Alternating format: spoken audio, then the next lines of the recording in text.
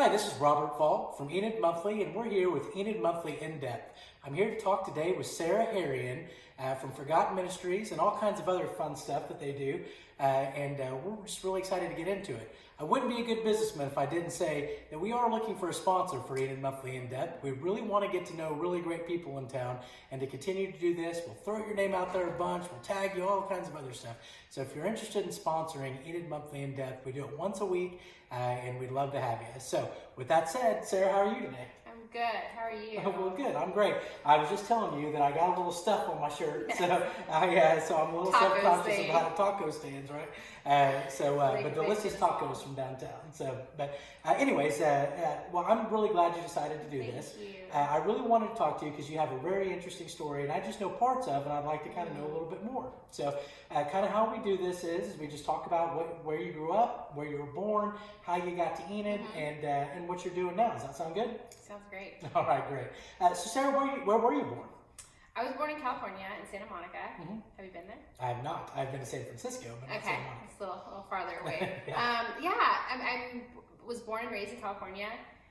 Didn't move to Oklahoma until we moved here for the ministry 11 years ago. So tell me about Santa Monica. You said you were born there. Was it actually in Santa Monica or kind of a suburb? Okay. No, it was in Santa Monica. So that's a pretty big town, hospital. Right? Sorta. I mean, it's part of LA, so it's a little bit a smaller sub-part of LA. But yeah, I mean, we grew up there, and then we moved to the desert in the Antelope Valley When you say we, you mean? My family. Okay, so tell me a little bit about your family. You've got... You really want to know all that? I really do. Is that okay? All right, great. Like, that's so boring. No, it's not. People really love it. I promise. I'm just kidding. So I have two brothers, two little brothers, and I have a half sister and a half brother. Okay. Are your brothers, you said little, are they younger than you? Yes, they are. So you're the oldest? Yes. All right, great. Yes. Wouldn't you know? I mean, you're a caregiver, so you would definitely guess that. Yeah. Just that Enneagram 8 personality. Anyway, so two little brothers, and loved California, loved everything about it, loved what it, the opportunities that it provided for our family. And what did your parents do? My dad worked in aerospace engineering out of the base at Edwards, and mom was home for most of our life, and so that gave her an opportunity to be our taxi driver to all of our musical lessons and all of the stuff sports and other things that we did. Okay. And you said you had a half brother and sister, so they're older. Okay. They never lived directly with us, but in our home. But they now are in Germany and in Colorado. Okay. What do they do? My brother is a physician, ear, nose, and throat, and then my sister does a lot of stuff in ministry. She's an aerobic instructor. She's really fun. 7 kids. Wow, so lots of biological children. Yes, right. Yeah. So wish they were closer so we could see them more. And your little brothers, are they still in California? So one of them is here, Joey. He works in the ministry with us. What's Joey's last name? Sudbury. Okay, I don't know if I met him.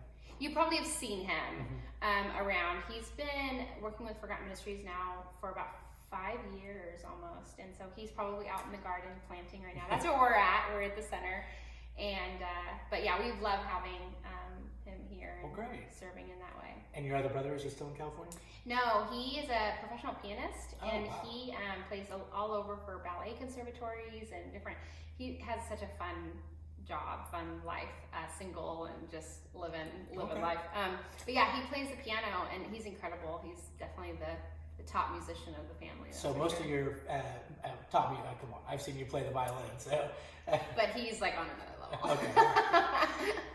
So most of your family's moved from California then, it sounds like. Except for like mom and dad, and aunts, uncles, cousins. Are they still in Santa Monica? But siblings all left. No, they're in the desert, so they're in the Antelope Valley area, and just not. Oh yeah, sounds lovely. Yeah, and I'm hoping that they'll get here not back to Oklahoma, but to Oklahoma. Yeah, I think COVID has changed a lot of things, and changed priorities, and you kind of. Anyway, I think Oklahoma's looking a little bit more enticing to them. Well, I was talking to Corey Grodike's parents the other day, and they, they moved from California to here, and I know, yeah. And so I said, wow, you. But anyway, so it's definitely, you're right, that a lot of people move. It's the reverse Dust Bowl, right? So crazy, yeah. Price is a big deal, but just priorities, like what matters, you know. And I think for my family, it's more or less just like being closer, you know, especially with not being able to travel this last year. Really, you just didn't see anybody, and so I think, before we're just a plainer way, but this last year has taught us that that's not as easy to do, and so I think it'll be a matter of time. It's going to be hard to get them out here, but it's a matter of time. Well, we'll pray on that. And that'd be really great. Especially if some of the cousins and stuff came too. That'd be pretty. Well, so you grew up there in Santa Monica. Is that where you graduated high school from? No, so that was in the Antelope Valley as well. And went to I was going to say a little school. No, it's not little at all. Especially compared to the little schools that are I recognize that happen here in Oklahoma. Yeah, Jeremiah, I think he graduated like 15 or something. I graduated with like 500 or something like that, So I went to high school there. Were you active in like sports or music? Music. I mean, I was always on a team, but I was the worst player. So I was always like I went in when we were like either really winning or really losing. Okay. So that was me. But music was my thing. Sports, I was terrible. I just wanted to be on the team to make friends. And did they have like they had the band, I'm sure, but it was like an orchestra? Or? I did private lessons mostly, and just orchestras. Our school didn't have directly opportunities for me to play, mostly band. So violin is a string instrument, and so that wasn't an opportunity for me. So a lot of private teaching, private orchestras and symphonies and things like that. Well, it's obviously something. Bluegrass music, lots of bands and things like that. Well, it's obviously something that you've loved because you continue to do it today. I started when I was 3. Okay. And just on the violin or other things? Just violin. Okay. I'm a one instrument gal. Yeah, just violin. Wish I played more, but. Well, neat. So that was really what your big interest was back then. Okay. So did you go to college after graduation? Where'd you go to college after? Vanguard University. Where's that? It's in Costa Mesa. So it's Southern California. Yeah, okay. All Southern. Northern, we don't. You don't really. It's a different world, isn't it? It's a completely different. Well, didn't they want to like separate a while back? In Costa Mesa, and I was a violin performance major there. Oh wow. And so did music there, and then quickly realized that I wasn't good enough to make any real money, any money to survive. As really. A career. Yes, and so then I got into real estate, and that's kind of what I did. Commercial, residential? Residential, and then I did that in the South Bay area, which is still Southern California, and then shortly determined, I found Skid Row, and the moment I found Skid Row, like my whole priority, everything changed. You just happened on it, or you as part of a mission trip or mission team that went there? Okay. Yeah, exactly. I mean, when you grew up in California, you've always heard of Skid Row, but and that's in LA, right? Okay. Downtown LA. You've heard of it. You've known about it, but I went there really for the first time as an adult around 21, 22, and no, it was later than that. It was like 24, 25. Anyway, and instantly knew that was where I was meant to be, just in that serving capacity. And I remember going down there for the first time and not wanting to leave. And it's a really, really, really dangerous area. And so I knew that these desires that I was having for these people that had the capacity of really doing some, harmful and scary things. I knew the fact that I wanted to like go back and not leave and make it now part of like career or just something that I wanted to be able to do full time. I knew that was the Lord. Like I just knew He put something in me that was unique. Were you raised in was your home a Christian godly home. Christian home? Yeah, definitely. But it didn't, that we talk about the relationship piece, that when you become almost responsible for your own choices and your own, like just your own life. You know, I think being a Christian in a Christian home, or a child in a Christian home, is wonderful. Obviously, I think that is such a gift. But then when you get out without the covering of mom and dad, that's when you really make the choice and to make it real for yourself. And that's what happened around 24, 25 for me. Okay. And so that's really where you wanted to dedicate more of your time and efforts into that kind of thing? Yeah. So so when you went, you said you went with a group, and then was there some volunteer opportunities there that they set up through organizations? We set up a table, and Skid Row is about 10,000 homeless in like a 4-block radius. You know, lots and lots and lots of drugs, lots of violence, lots of gangs, just a lot of turmoil. And I remember the very first time I was down there, I didn't really know entirely what to expect, and I was wearing this dress. And longer dress, I mean, I'm not in it, you know.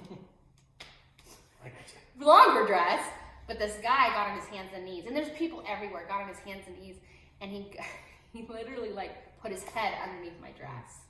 And it was just such a, oh my gosh, you know, such an eye-opening moment of what these people were experiencing, and just the depravity, you know, of this area. And but handing out clothes, and at that moment it was food and clothes and prayer and just a very easy ministry, you know. I don't want to put your age on there, but was this in the 90s, 2000s? 2000s, okay. So I was trying to do the math in my head, but it wasn't working. Sure.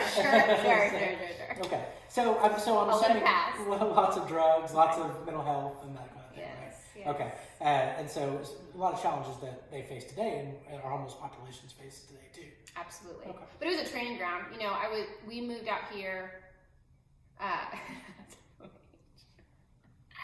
We moved out here a couple of years after I spent some time out there. So it was a training ground. I felt like it was university for, you know, college for that kind of ministry. You know, I learned so much about what works and what doesn't. There was this guy, I'll never forget, on Skid Row that would come through the streets and just hand out dollar bills and throw it out the window, and hundreds and hundreds and hundreds of dollar bills. He was a drug dealer. He was, you know, keeping it going. Great businessman, I'm telling you. And people would just, for dollars, just, you know, run into the streets, would be beating each other up over these dollars, you know. And that's the scenario. People are just, you know, defecating in the streets and half naked, and just, it's terrible. Skid Row is unlike any place you've ever been. And so I learned so much about ministry and really being the hands and feet of Jesus and what that looked like. And, you know, I didn't have much in common, but I didn't need to. I had Jesus, and I knew what Jesus could do for these people. And, you know, that was all the confidence I needed. And so we opened a ministry. We got married. I met my husband. Is that where you met him? Was there? I met him actually in Mexico. Oh, wow. Okay. Yeah, but he was playing professional volleyball 10 minutes away from where we actually lived in California. So were you on a vacation? No, we went on a mission trip. He was with one church and I was with another.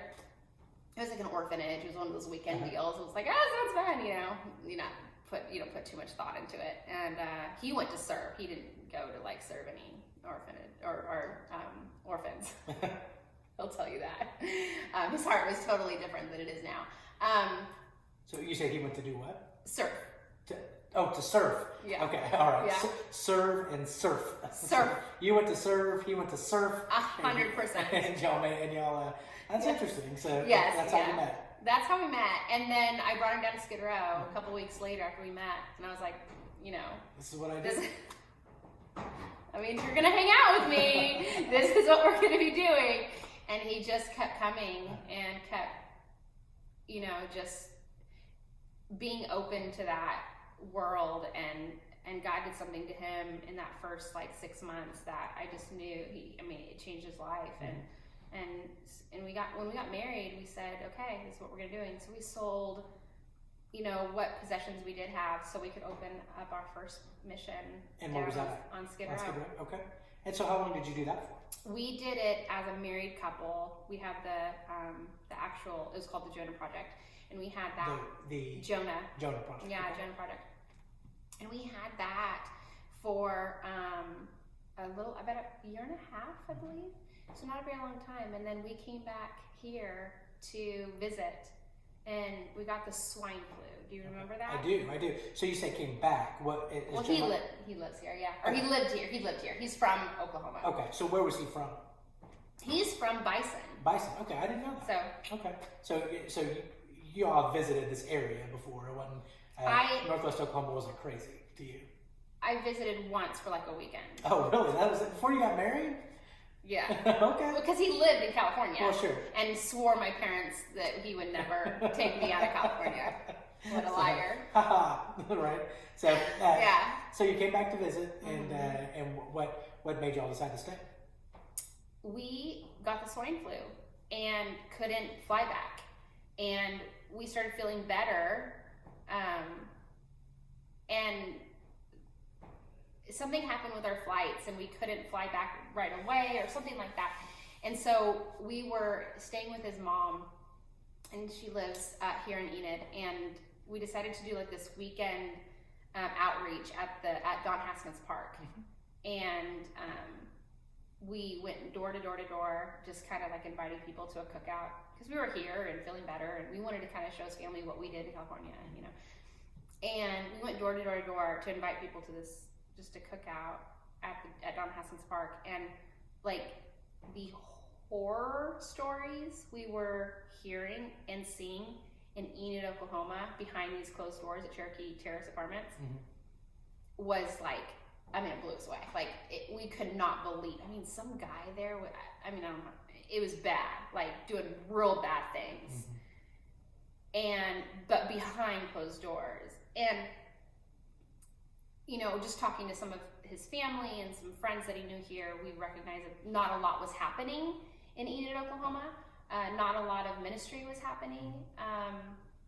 And the moment we started hearing those stories, it was like, well, we got to do something. It was just a non-negotiable. So you just felt called. Yeah, we knew we needed to do something. So we had this cookout, and like 400 people came from Cherokee Farm. It was insane. And we're like, oh my, what do we do now? And so we got a hold of Wade at Emmanuel, introduced ourselves, told them that we're visiting from California, we're doing this thing, and he said, you need to stay, and so he announced at church that Sunday without us even saying yes. He's got a way of doing that kind of thing, doesn't he? At least that's how I remember it. I don't remember totally committing. And somebody offered their home and let us stay here for rent-free for a year. And so we said, we'll do a year. We'll create something for the church to get involved, and we'll do it for a year so we can go back home. And, no kids, you can do those kinds of things. And after that year, we said, okay, well, let's do this another year. You fell in love with Enid. I fell in love with this. I fell in love with the way the community steps up when there's a need, the way that they respond. Not a lot was happening as far as service in Enid, but they were chomping at the bit. So the moment that we said, okay, well, let's try this, and okay, now we need shoes. Okay, now we need a house for so-and-so. Now we need a couch for so-and-so. Okay, now we need 10,000 hot dogs for a walk, around the city of Oklahoma. It was just like that. They're so available to it. Just they need to know that there's a need. Sure. They need to know that there's an opportunity. I fell in love with that. Yeah, and what I see it as is that whenever that all these people want to do something great and want to help out with people that are doing things great, but they just need to see some leadership. That if they've got some leadership to say, hey, look at this great thing that we can do for people, then you can get a dozen people on board or however many people on board. It's just somebody saying, I'm going to take the leadership and do it. Would you agree with that? 100%. So and you love, I mean, you want to raise your family there. You want to put roots down there. And so 11 years later, you know, Forgotten Ministries has grown into what it is now because of this community. Did y'all call it Forgotten Ministries for that first year? We did. Forgotten Church. Forgotten Church, that's right. Okay. Forgotten Church. I just actually saw a sign over there that I moved. Forgotten Church. Okay. And then we realized people thought we were a church. And then we're like, well, yeah, why wouldn't you think we're a church? We have church in the name, so we might as well change it to ministry. But we changed it to Forgotten Ministries like a year in or something and was that too, because when people see church, they don't necessarily like, but it was too like small. Like church, you know, you really think, even though church is like the largest term possible, you know, we think, you know, the church is the body of Christ. I mean, that's exactly what we were, but we just felt like church, they thought, like it sounded too much like a building or just one location. And Forgotten Ministries' heart was to be mobile. The church has left the building. Right. Yeah. And to mobilize the church. And so we felt ministries was just a little bit more So what was the, you said that you love the fact that people will step up whenever they're given direction and say, hey, this is what we need. So what were some of the challenges in those early days for that first year that you were here that you faced that you were kind of like, oh man, this is tough? It wasn't tough the first year. It was exciting. The tough part wasn't the ministry or pursuing that. It was, you know, being away from family, you know, being so far away from the ocean. I mean, Jeremiah and I had a great life, you know, a block away from the beach, you know, like it was a great church. It was just the old life that wasn't a bad life. It was a really good life. And it was a life that we were both very fulfilled in. And so missing that, but God, the first year was so exciting. Like, I thought, so many people wanted to be involved, and so I don't know, not a lot of challenges. I think challenges came later, you know, as you grow, you have growing pains and things like that, but I don't know, challenges is, I don't really remember many.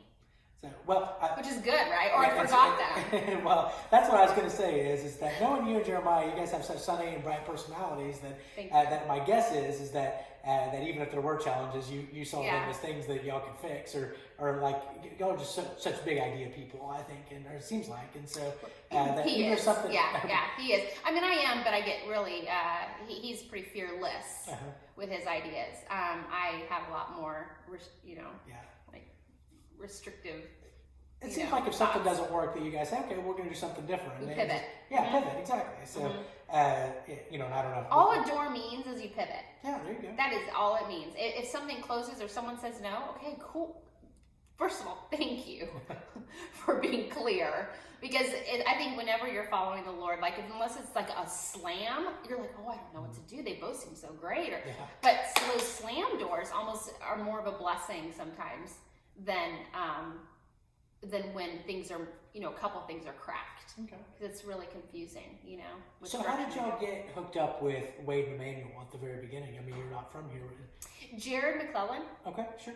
Remember? I do. When he was here? I guess they've only been gone for a little while, or 5 or so years or so. Jared McClellan found us when we did the cookout. Somehow, I don't remember how we got connected with Jared, but Jared was working for the church, and Wade is such he really empowers an idea. You know, he gets behind you, and so the moment we felt like the church that we really respected got behind us, then it was like, okay, you know.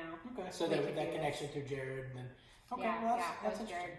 So at the end of the year, you guys, you're like, I told your parents you're just gonna be here a year, all that other kind of stuff. Yeah.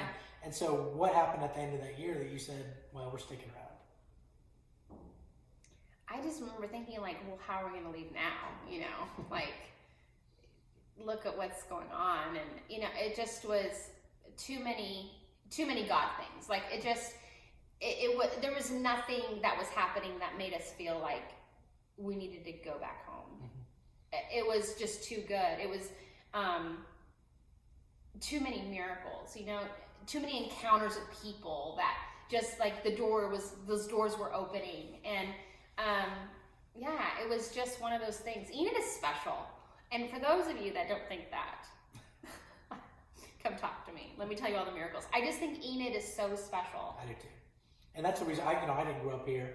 You probably didn't know that, but No, I didn't. Yeah, I didn't grow up here. I came here after law school, and people say, because I've had opportunities to go other jobs or different things. Of course. And I've always said, no, I'll never move from Enid just because I love it. I love the community.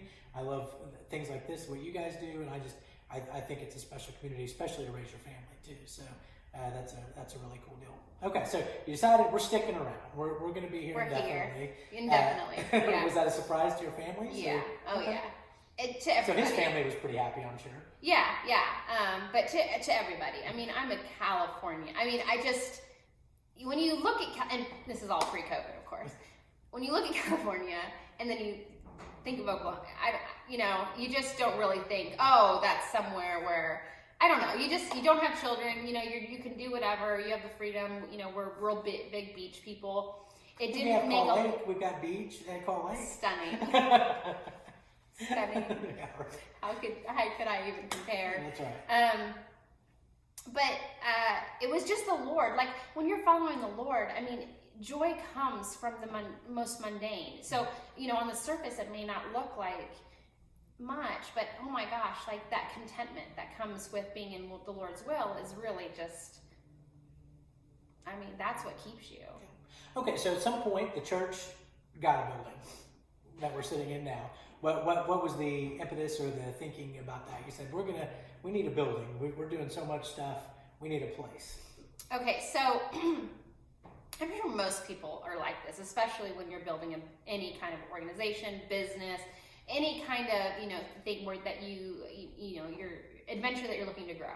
But Forgotten Ministries, we think that the moment that God shows us a need, there's so much purpose behind that. So when we saw, okay, we need people need shelter. God showed us that over and over. Okay, well then you need shelter. Okay. So there are a couple other homeless shelters here in town, so what makes this one different than those? Or were they full? Were there just too many people for those shelters? Or you thought you needed another one, or what? What a T kind of question. I love the other organizations here. I love what they're doing.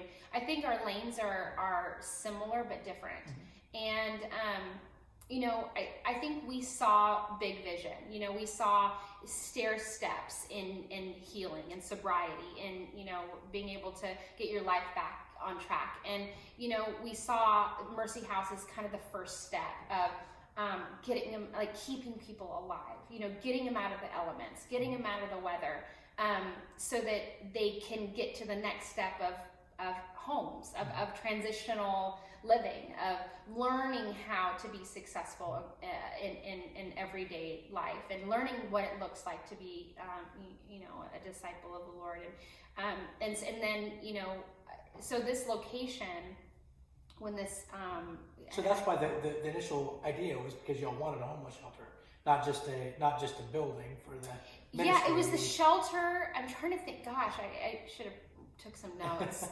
Things have happened so fast in this ministry. I'm trying to think the thought process at that time. I just think it was, at that point, having a home base was going to be, was value. There was some value there. I know we wanted to have teams come and stay, with us.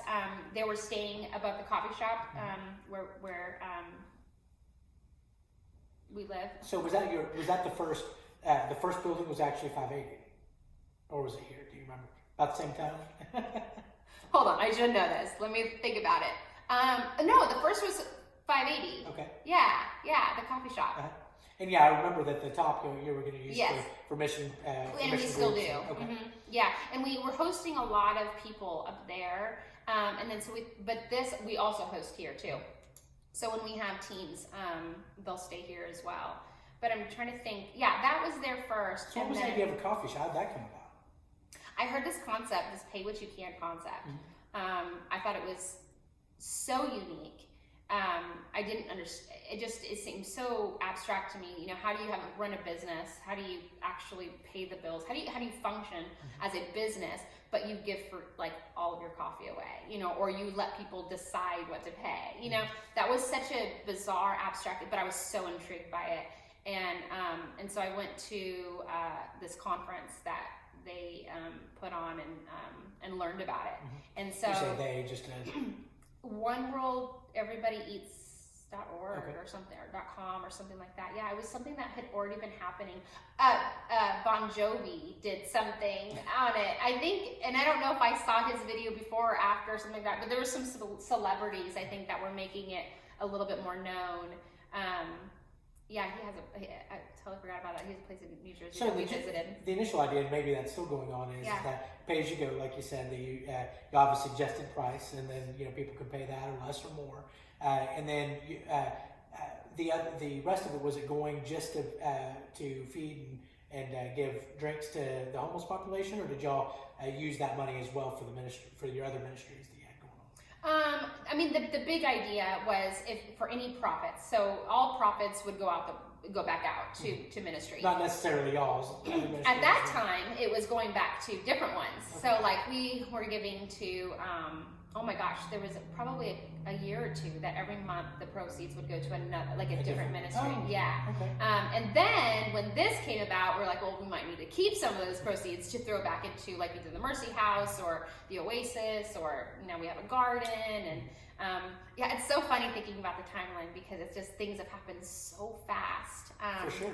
Even from outside looking in, just how much y'all have grown and the different things that you guys do. It's amazing. Well, so you did that first, and then y'all built this, and and y'all have a very when I say different, I just mean it's not a traditional idea of a homeless shelter, right? So when people come in, they get new clothes, or they get clean clothes. You wash their clothes for them. They get fed. Volunteers are who you use mainly for to help. Is that right? Absolutely. Yeah, our staff is very small. I say our staff, Jeremiah's, the ministry staff is very small here. It always has been. So it's volunteer heavy. I mean, it will always be that way. We are just so grateful that, again, we live in a community where that can be a thing. But yeah, Mercy House, I think we are unique, and again, I love our other ministries here. They all serve such a valuable purpose in our community, and couldn't do what we do without them. Mercy Houses, we tried to make it not feel like a shelter. We wanted it to feel like, really a home. And I love when our guests, consider this a home and their home, and they can't wait to come back home. And, all of those words because home is such a comforting word and can bring such healing, when you're wanted, when someone's expecting you, that someone's excited to see you when you walk through the door.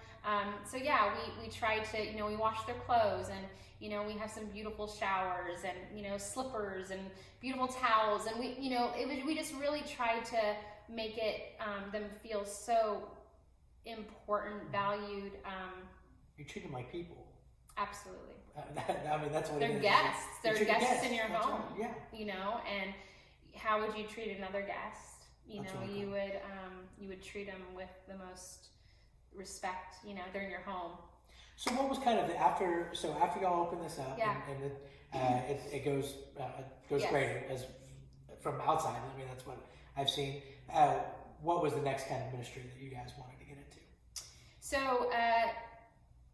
After the Lord showed us, the need for shelter, so that was the Mercy House, and then it was the need for the next step of more accountability. And so that was when the Oasis was created. And Anthony, with the Oasis and program. What's the Oasis? The Oasis is a transitional living for men that are, whether they're transitioning out of prison, back to freedom, or they're transitioning from homelessness, or just a life that they are no longer wanting to live. And sometimes prison to homelessness happens. Absolutely. So. Or prison to the same community, the same family, the same friends, the same everything. People, places, and things. That influences all of the things that they want to avoid. And how that came about is those DOC guys were helping build this building. That's when they could do like a work thing back and forth. They were from CCC, and they were building, and they as they were helping Jeremiah build this building, they were just saying things like, "Man, I wish I, had something like this to go to when I, when I leave, or just when I leave prison. I don't know, like the places I'm going afterwards are scary for me in my sobriety or in my, the life that I want to lead." Sure. And so, the Lord provided, the buildings behind us. And then the Lord provided Anthony and people like Ken and, people to help run that. And that is a program that is always full. Like, if you want to start a ministry, start a transitional house for men, it's always full. There's always a waiting list. We're looking at being able to take on more and buy some more properties because it's such a need for a place for men to go.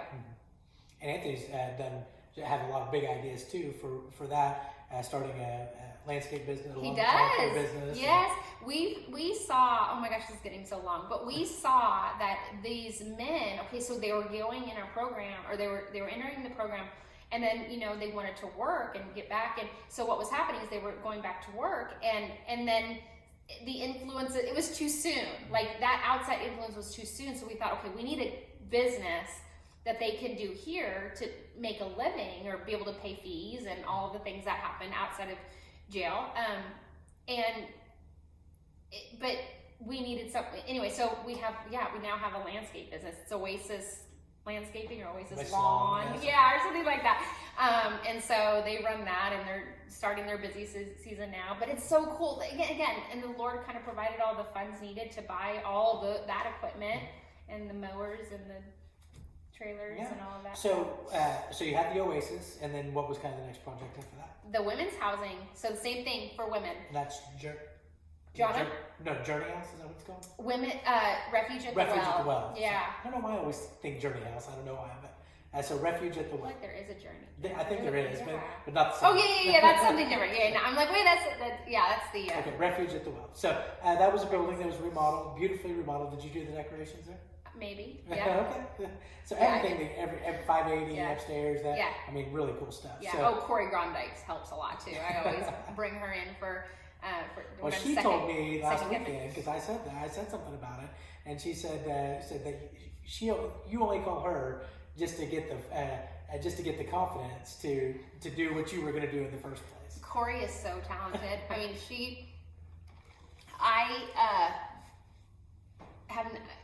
her talent outweighs anything I could possibly do. So that was really nice of her, but that's not the truth. You're both great. Let's just put it that way. You. So, the Refuge at the Well, and so we just talked to John a little bit ago. There's open spots there. There's openings. Now, yes. That's a women's transitional ministry. Yes, right? And the women that are coming alongside Jonna and the ladies that have been there over the last couple months are amazing. People like Aunt Abernathy and her group, and I mean like salt of the earth women. So there's openings. That we just bought a t-shirt business, printing business for them, so they'll have what the lawn equivalent that the guys have. They'll have that. And I saw you have in your gym, so maybe the Lord will provide another building for that someday. So. I think that's happening. Oh, good. All right. I think that happened yesterday. Okay. Actually. Now, I know you guys, and we'll finish up with this part of it because I definitely want to talk to you about the foster care. I know you help out with the Marshallese community a lot. You have a kids ministry. Ministry. Forgotten Ministries, the kids ministry is a big thing. Becca Robinson helps with that. She and Tristan and Autumn, and they are doing a lot of stuff with the youth, and they have a kids building over here. And if you are local, I just recommend just coming out and doing a tour, of this campus, because it's grown. Tiny homes are the next thing. Yeah, I saw that's kind of going to be. And you talked about your garden that you guys have across, and that's a community garden. Or? It's a community garden. Okay. Yeah, and they're planting right now. So always could use volunteers for any of these things, right? All of it. All right, great. So have we touched on all the different projects that you guys have? I think so. Okay, all All right. So that, and I mean, y'all also have big projects, like y'all went on the 30-day walk around and just walked around to different towns. Just walked. And I know Anthony, when he was done, he was like, I need about a month vacation after that. So the first time we did it was like 30 cities in 30 days, and this one was, I think, 11 cities in 30 days, and I think you came on some of those. Yeah, it was just going from town to town to town, especially these small towns, and just bringing Forgotten Ministries into these towns, and helping people paint their house, or do their lawn. Some amazing projects. Sounds really cool. Now, something that you guys had really, we didn't talk, this is really why I wanted to talk to you too, is at some point you decided that you guys wanted a family. And so how did that work out for you guys? I knew I always, this is the part I want you to really listen to. I'll leave other parts there. No, I knew that, from very young, that my family was going to look, my future family was going to look unique. I think as women or as girls, we kind of think about those things more than, because if you ask my husband, he never thought about, he knew about foster care the day I brought it to him. But I've always just foster care and adoption. I was around a lot of families that fostered or adopted, and in my young adult life went to a church with a lot of foster and adopt. So it was kind of something that I just knew that I was going to do it. I just knew it. And so, I was just hoping and praying that, Jeremiah would have the same heart. And I remember bringing it up to him, and guys are generally later to the game when it comes to being okay with exploring. Because there's a lot of uncertainties and some irrational fears and things like that. And but the moment he got on board, we kind of just went for it. And we met our girls, and I mean, it was game over. I mean, we just knew. Was the initial idea to foster, or was it to foster with the specific intention to adopt whoever you foster? Well, you're never allowed to say that. Oh, is that right? Because that's So I didn't know that. No, I mean, or it's just scary to say that because it's if you tell DHS you want to foster adopt, they're like, it's not a thing. It is a thing though. So our intention was only to adopt. I didn't really. I was too scared to foster. I had all those cliches like right here in my eyesight, like, oh, I could never. And what are those cliches, just so we can dispel some of those myths? There's so many. The biggest one, and it does make my skin crawl a little bit, is I would get too attached. And that one, and I might get a little bit emotional, but that is, and I understand the sentiment there, but these kids deserve you getting attached. They deserve you loving without any restrictions, without any boundaries, without you loving them like a family member. And if they go home and they reunify, or they, go to a family member's house and they aren't, it doesn't become they're not a permanent family member. That does break your heart. So I understand people saying, well, I could never get attached, it would hurt too much. It hurts so much, but that kid deserves you hurting that much. We can get through that. I had a couple babies go to kinship and some other. This is when we decide to start fostering. And this was just at the very beginning. Well, no, this was after we adopted our girls. Oh, okay. So the girls that you got, your very first placement. Yeah. And you ended up were able to. They were already legally free, and that's a term that you use. These for the rights had already been terminated. Right. Exactly. Yeah. How old were they when they were? They were 11 and 3. Oh, okay. Yeah. Were they sisters or? Mm-hmm. Okay. So, well, that's yes. That's really cool. So. And then we knew we wanted to keep going. It would, we knew, like, you know in your gut that you're going to continue growing your family. And, biological children wasn't off the table. I just, God gave me such a strong desire for adoption, and then now foster care, that it just overshadowed ever having that deep desire to to have natural children. And so we just kept going, and that's when I became a foster parent. And I think, what I was going to say is that when they do go home, and when, that does happen in foster care, that pain that, that we experience when that happens is something as adults we can bear. We can, I had a baby go home, and I remember going to bed for 2 days afterwards and just not wanting to eat, not wanting to do anything. I was so distraught. I was so brokenhearted because I fell in love. I fell in love, and I gave this child everything I knew to give. But the thing is, 2 days, 3 days later, I could get out of bed and do it again. And so I can do that. And they're worth me doing that. I can handle that. We're adults. We can handle that. But they cannot. They don't deserve going through life with someone that didn't love them unconditionally. Because they will always know. They will always remember that. You always remember who treated you and loved you unconditionally. You will always remember. That stays with you. And so regardless of where these kids go, they deserve you jumping in and giving it all. And so it can be scary, but we are so under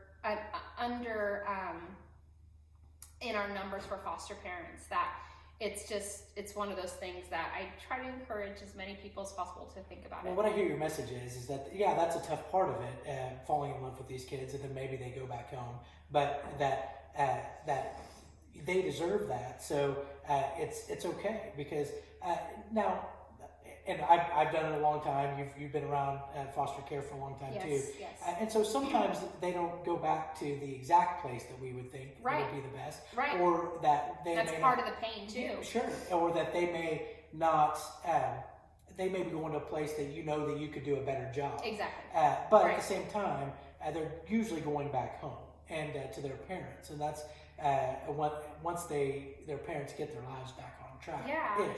Then that's a good thing to be with their parents. It is. It is a good thing. And it's a hard, we could talk about foster care, oh my gosh, for another hour. It's part of why it's messy. Mm-hmm. But again, at the end of the day, you do it for the children. You do it for them.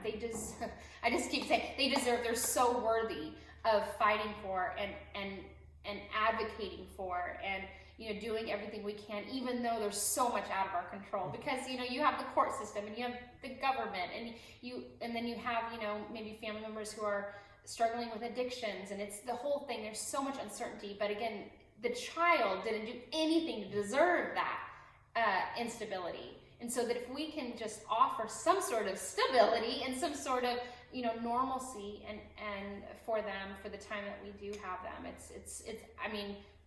it's life-changing. And I think about every child that enters my home, I want the trauma to end at me. Mm-hmm.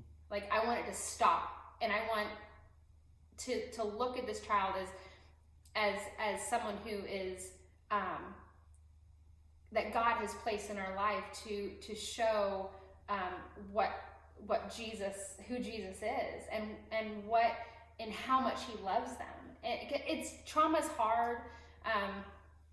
Trauma is so hard, but it's all just. Well, let's talk about another what I consider a myth, but of fostering, is that especially for the older kids, that you're going to get a kid that's bad or going to do weird things, or is that something that you've had experience with? And don't we all do weird things? All right. Oh my gosh, I don't know where to start with that.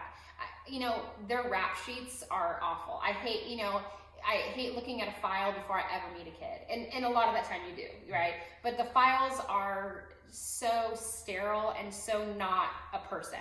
Like, a file is diagnoses and things like that, and behaviors. And the moment you go eyeball to eyeball with that same kid that you read the rap sheet and you're thinking there's no way, the moment you go eyeball to eyeball with that kid, like, it all goes away. They're a kid at the end of the day. And sometimes the way that they grew up is the reason why they have those behaviors. 1,000,000%. How do you blame? Yeah, no, I try to bring my kids out around town with me as much as possible so people can see the normalcy. So, normalcy.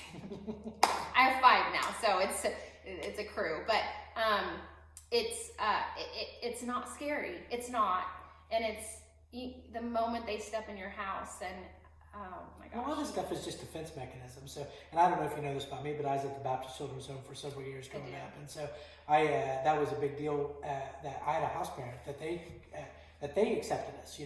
Come as we are, and just loved them to death. Wow. And when they retired, that was very traumatic for me. Yes. But so that's really important for those kids to have that. Now, a lot of times when they feel accepted and once they put their defenses down, then a lot of those behaviors go away just because they're ready to be, when they feel that unconditional love, then they can be themselves. So yeah, they'll say once your honeymoon period is over and things like that, because they feel safe to finally feel and explore those emotions. And sometimes those emotions are big. And but again, just they need an adult to help them, show them how to feel those big emotions and how to cope. And we're looking at generational. You could be changing a generation. Their children's children could be different because of the love that you gave them in your home, and that is one of the most important jobs we could ever have, is giving that to a child that didn't deserve the life that they have been handed. Well, have y'all finished the adoption process on all 5 kids? All 4. 4. Uh-huh. And so today was a huge milestone on number 5. That's today we had disclosure, which you know what that is, but it's the step right before adoption, and adoption will hopefully be within the next 30 days. Wow. I can't believe it. Well, Judge Newby always said that was his favorite thing to do. Oh, I'm sure it was. Yeah.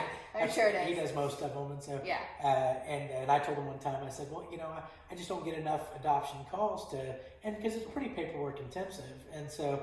And if you don't want to screw something up on an adoption, you'll getting some calls if you do that. 10 years later, all of a sudden somebody says, "I'm not really adopted." That's a problem. So, and he said, "Listen, you need to make a point of it." And so, the last couple of years, until recently, I did try to do a few more. So really, yeah. I love that. So, how many kids total in your household did you? 5. I mean, now you said now, but over the course of the last several years that you've been fostering? 10, 12, maybe. Some really short term. The last 3 that we're about to finalize on the last one, we've had for almost 2.5 years, and so for 2.5 years we haven't had a lot of we've had them, and I haven't taken on any we've done respite and things like that, but any other placements. But I've already gotten 3 calls today. I'm sure they beg you to. Y'all are such great foster parents. Thank you. So you briefly touched on it, but it's really important for the people to know that they have a massive need for foster care, correct? Massive. Okay. So when we say I think I saw 7,000 kids are in foster. Yeah, it's like 7,500, 7,000 plus kids, and that's actually some of the lowest numbers we've had in the state in a long time. So the number is low, but so is the foster parents. It's embarrassing how, especially here in Garfield County, we need more so badly. All over the state, we need more. But I'm like, okay, Garfield County is my county, so I take that very, yes. The smaller counties, it's a lot tougher. No. And I know that at Emmanuel, they've had the foster care come out several times. Yeah. I'm probably through you, but encouragement. So, of course. So who would they get in contact with if somebody was interested in? Me. I will lead you to the right. Just call Sarah here at Forgotten Ministries, and she'll take care of you. Yes. So my new role, I'm the executive director of the Foster Care and Adoptive Association of Oklahoma. Oh, I didn't know that. Neat. Yeah, it's a whole month, long that I've been. I saw your card about PARB. You just became a board member of PARB. I almost a year and a half ago. Okay. I just got my final. They gave me it took a year and a half to get it. Nice. Yeah, for state PARB. I can't do local PARB. Oh my gosh, those ladies could never do what they do. They're amazing. hear all those cases. But yeah, so anyway, they can call me, Okay. and I will get them in the right direction. Excellent.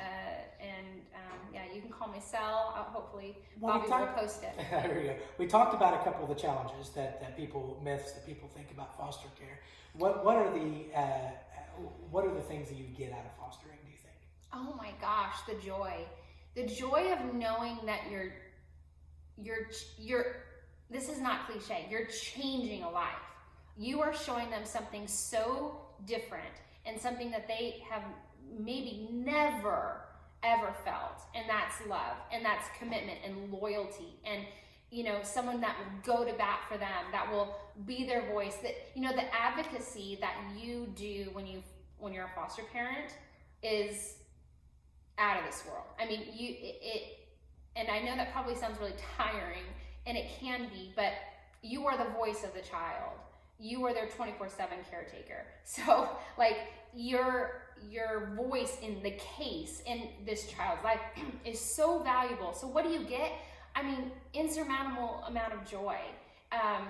You find a role in all of this that you never, like, something inside of you changes. Like you do things that you never even knew existed comes out, good and bad and ugly probably, but it's just these kids didn't do a thing to deserve.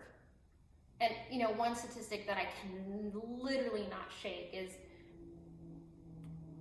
I think it was either over 50% or under 50% of kids are not with their sibling. So they're being removed from some hard situations. So they've lost mom, dad. Mm-hmm. They've lost probably their school, their grandparents, their friends, their teachers. They've lost everything because we can't even keep them in the same counties, right?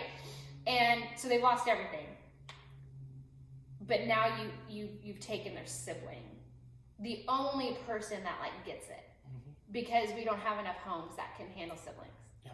I mean, that's a huge number. It's either just over 50% or just under 50% of kids that are not with their siblings. Like that is, and I look at my kids, so I have two sets of siblings. I have a 3 and a 2, a set of 2 and a set of 3. And I look at the bond that they have with each other, and I couldn't dream of of them not having that. They're so close, and they know what they've experienced. And 50%, give or take, doesn't have that. That's a hard one for me to swallow, and another reason why I don't think I will ever close my home to foster care, because Jeremiah said today 3 more, and I was like, I don't know. So now you're the one that brought 10, now he's excited about it? Oh my gosh. He's,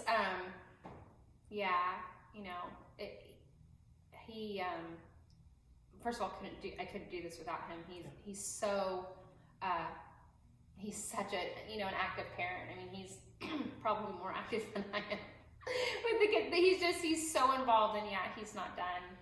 Could you have ever imagined when you met this surfer guy from down in Mexico that you guys would be in Enid, Oklahoma with a family of 5 adopted foster kids and running, a crazy life? You couldn't pay me $1 billion to write this story. Yeah. Mm-hmm. Well, that's really cool. Well, Sarah, it was really great getting to know you. Oh my gosh.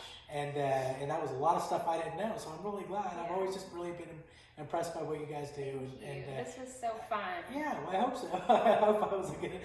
Like I said, you're I'm so good. Young, so. Yes, thank you so much for this opportunity. Well, good. Well, foster care, volunteering, if you got any heart to give back to the community at all, I guarantee you Sarah and Jeremiah can definitely put you to work. And so we really appreciate you. There's a few opportunities here. That's right. Well, thank you, Sarah. Thank you. I got fun with it. There we go.